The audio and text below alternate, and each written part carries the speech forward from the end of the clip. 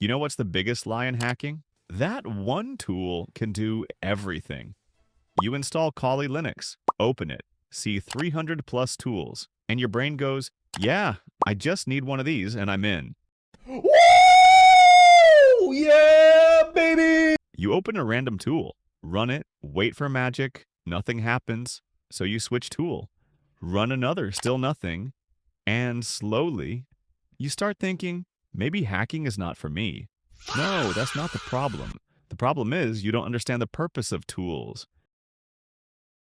Because tools are not magic. They are just extensions of your knowledge. And if you don't know when and why to use them, you're just pressing buttons. So today, we're breaking down the purpose of every major hacking tool category, from reconnaissance to exploitation to reverse engineering, not just names, but why they exist. Let's start from the beginning. Information gathering tools.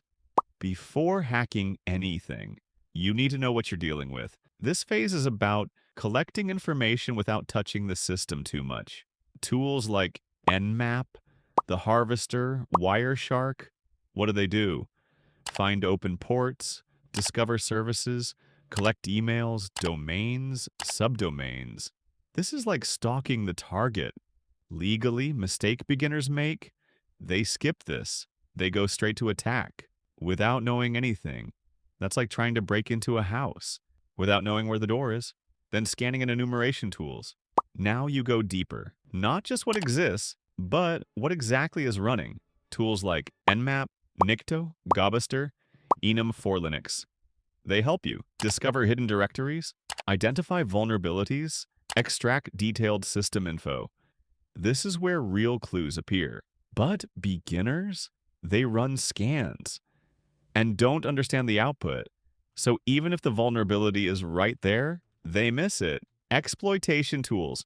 Now comes the part everyone wants. Tools like Metasploit, Beef, SQLmap. These tools exploit vulnerabilities, gain access, execute payloads. But here's the truth. If you didn't do recon properly, these tools are useless because they don't work magically. They execute known weaknesses.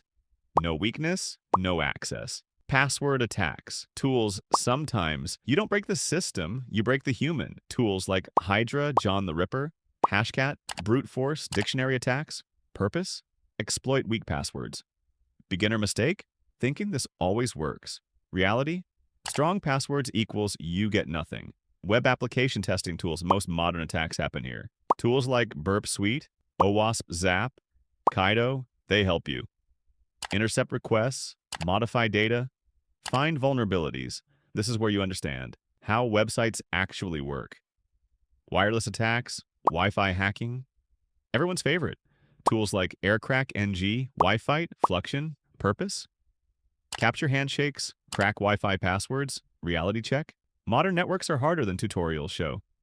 Post-exploitation, you got access. Tools like Mimikatz, Powersploit, Bloodhound, Purpose. Extract passwords, maintain access, move inside the network. This is where real attackers operate. Not just getting in, but staying in. Reverse engineering and malware analysis. Now we go elite. Tools like Ghidra and IdaPro, Purpose. Analyze binaries, understand malware, break down code. This is not beginner level. This is elite stuff. No tool can replace understanding.